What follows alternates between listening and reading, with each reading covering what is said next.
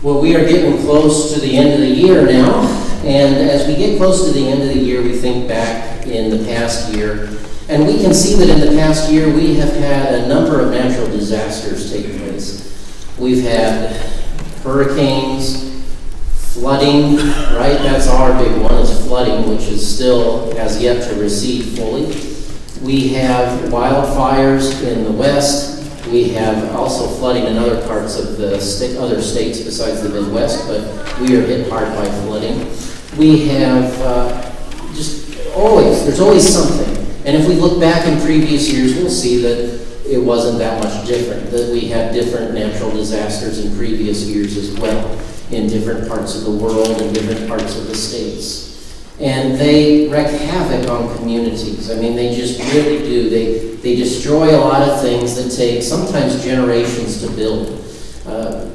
It's a reminder to us that nothing lasts forever, even things that we assume will last forever.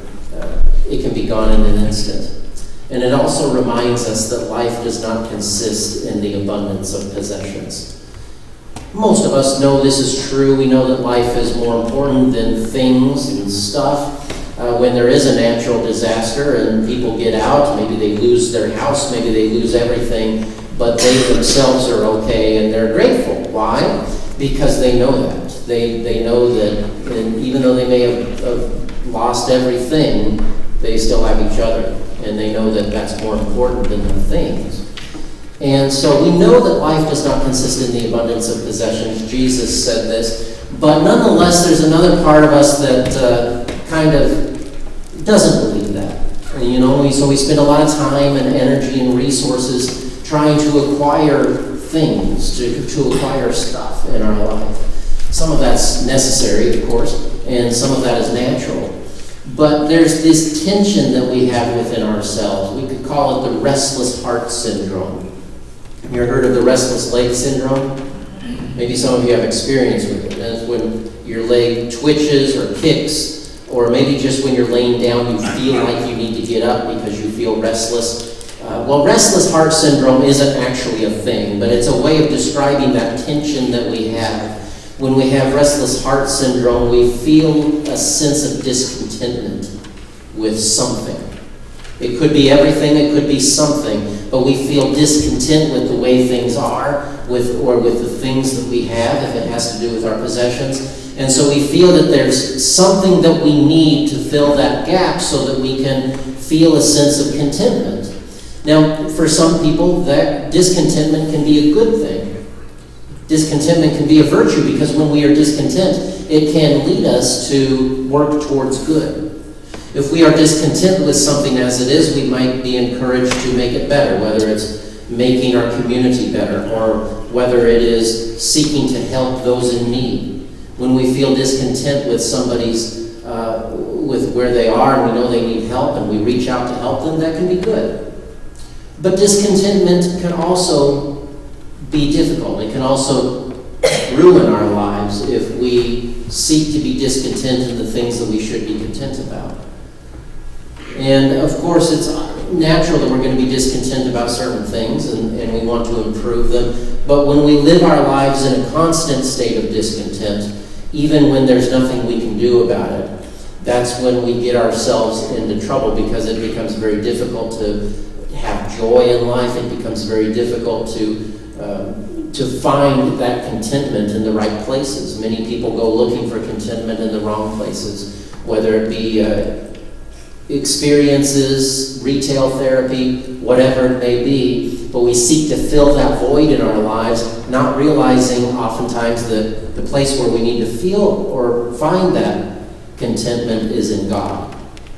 And so we seek after those things in the wrong directions many times. And we can be, as I said, we tend to be discontent with the things that we should be content with. And that can be anything and everything. We can be discontent about our community, we could be discontent about our church, we could be discontent about family, you could be discontent about your job, you could be discontent about your house, you could be discontent about everything. I mean, the list can go on and on, right? Because if we work hard, actually you might not have to work too hard, but you can find things wrong with everything if you look hard enough. And so this sense of discontentment is deep within many of us. that restless heart syndrome.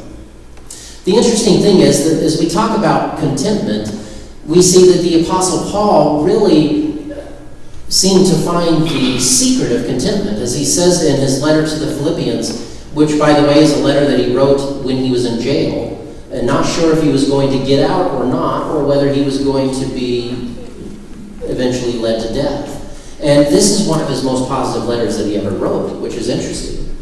But he says in Philippians that he has found the secret of being content. He knows what it is to be in plenty. He knows what it is to be in want, which basically just means that he knows what it is to have more than enough, and he knows what it is to have not enough. And yet he has learned the secret of being content in any and every situation. And this is the context for the verse on the cover of your bulletin. I can do all things through Christ who strengthens me. Oftentimes we tend to take this verse out of context and we tend to say, well, this means I can do anything. We almost take it like a blank check, that we can fill it out with whatever we want. I can do all things. Well, that means that I can win this game through Christ who strengthens me. I can pass this test through Christ who strengthens me. I can do whatever challenge is before me. I can do it. I can do all things. All things are possible through Christ who strengthens me. That's certainly a positive thing to think, definitely, and there is some truth to it, but it's not the context in which Paul wrote it. Paul is talking about, again, he's found the secret of being content, whether he is in plenty or he is in want, or in this case, in jail awaiting possible trial and death. So that is very different, and he says, I can do all things through Christ who strengthens me. It's not saying all things I can do it, I can get out of this jail and I can be victorious. No, he's saying perhaps a better word would be endure. I can endure all things through Christ who strengthens me. I can do all things. I can do this. Whatever my lot is, whatever I have that I'm going through, I can do this because Christ is with me. So it's more of a God is with me through thick and thin type of thing rather than I can do anything I want type of thing, if that makes sense. So Paul has found the secret of contentment. Now, he doesn't really give us the answer of what that is. He just says that he has found it. And I'm sure that Paul, like all of us, he's human. I'm sure he complained at times. I'm sure that he thought about the negative side of things at times. Who wouldn't, right? We all do it. We're all human. But in this time, when he's at his best, he knows that he can be content in any situation. Because contentment is something that we can't rely on the outward situation to find contentment in life. If we do that, we're always going to be waiting. We're always going to be waiting, well, I'll be content when this happens, or I'll be content if that happens. Well, we're always going to find something that can take away our contentment, no matter what, right? If we think that if we buy a certain thing at the store, we're going to be content in that particular case, you may find out that no longer than you open up the box and start using it, you're not content anymore. Either because it's not as good as you thought it would be, or a new one came out. Or, it's just that contentment fades very quickly. And so some things that can help us to cultivate contentment in our lives, one of the things that we can do is we can seek to look at the positive side of life, no matter what we're going through. It's so easy, as I said, to focus on the negative, to complain, to look at what we don't have. And yet it's important for us to look at what we do have. It's important for us to look at the positive side, the positive aspect of life, to say, well, I might not have this, but I do still have this. And so when we think of the positive side of life, we realize that whatever we're going through, number one, it could probably be worse. Number two, we still have some things that we can look to, that we can be grateful for. And that's the second thing. It's very closely related. But we want to develop an attitude of gratitude, which we hear a lot during this time of the year, right? During Thanksgiving. But we want to be thankful for the things that we have. As we shared in our first song this morning, give thanks with a grateful heart. Sometimes that's hard to do. We don't always feel like giving thanks. We don't always feel like our hearts are very grateful.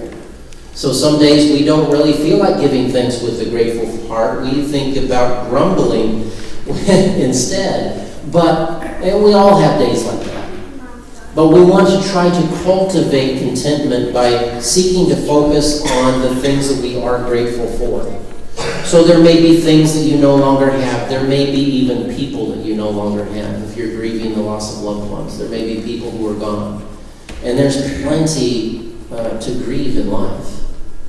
But we also want to remember that while we grieve, grieving is important, but while we grieve, whatever it is, whether it's a person or something we used to be able to do that we can't do anymore, whatever it might be, that while we grieve that, because there is an appropriate space for that we also remember what we're grateful for.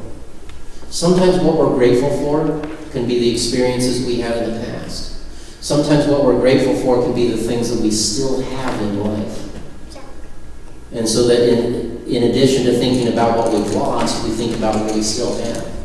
Sometimes being grateful means being grateful for what we can still do rather than always focusing on what we can no longer do.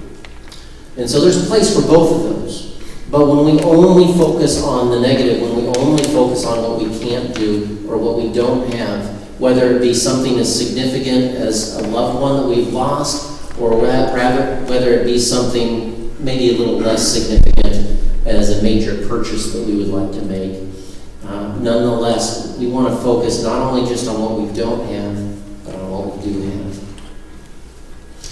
As we think about cultivating contentment, it's important for us to know where our contentment ultimately comes from. And our contentment will never come in things, it will never come in circumstances. It may be briefly, but if we want to find true lasting contentment in life, it's not going to be based on our income level or based on the things that we have. It's going to be based on God and our relationship with God. And when we focus on God, whether it be through the spiritual disciplines, Bible study, prayer, worship, things like that, whether it be simply being in tune with the Holy Spirit in our daily lives, we find our true contentment through Jesus Christ. Another method that we think about is simplifying our lives.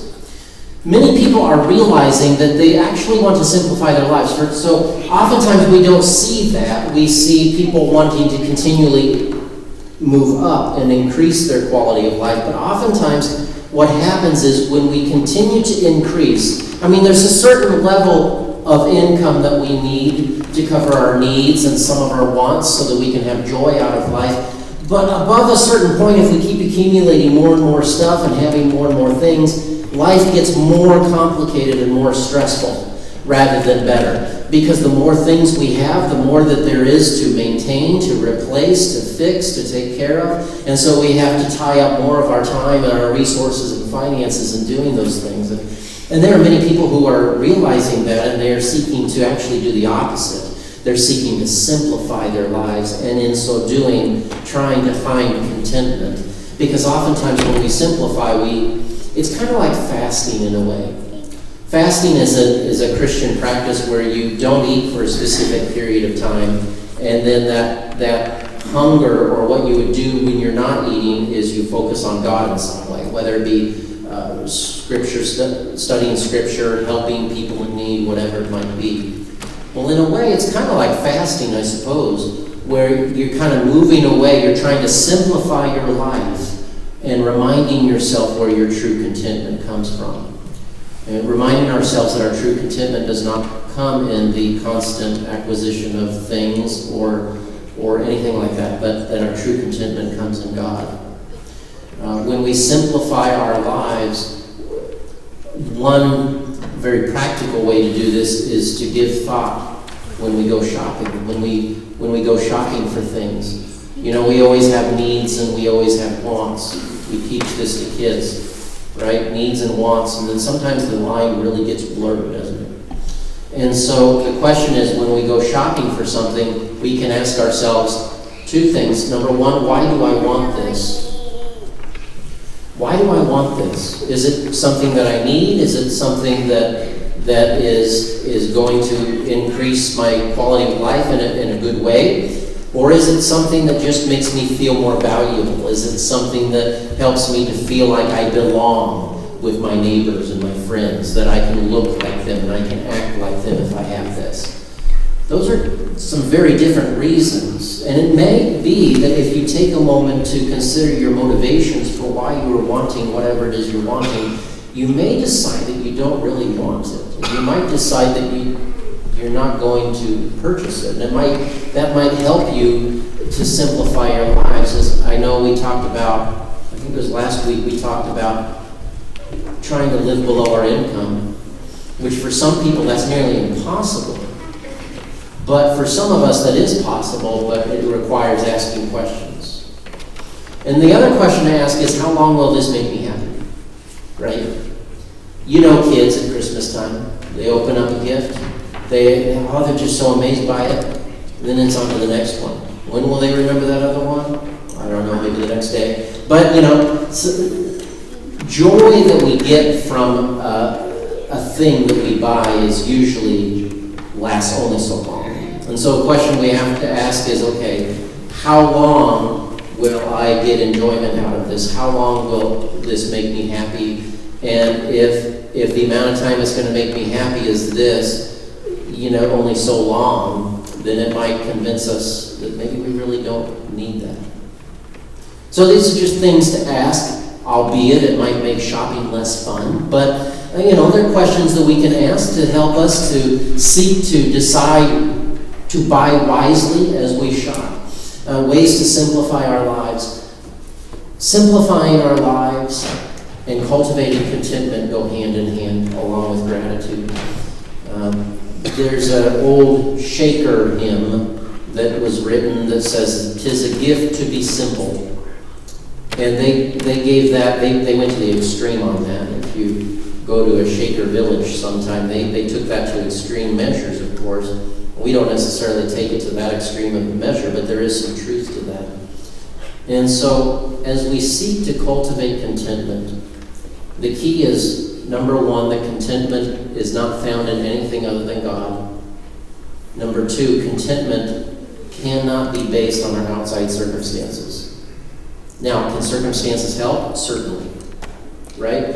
And can discontentment lead us towards improving our circumstance or improving the world around us and helping others? Certainly. But we don't want to rely on our circumstances to cultivate contentment. But we want to remember our contentment comes through Jesus Christ. Because we can do all things through Christ who strengthens us. Amen.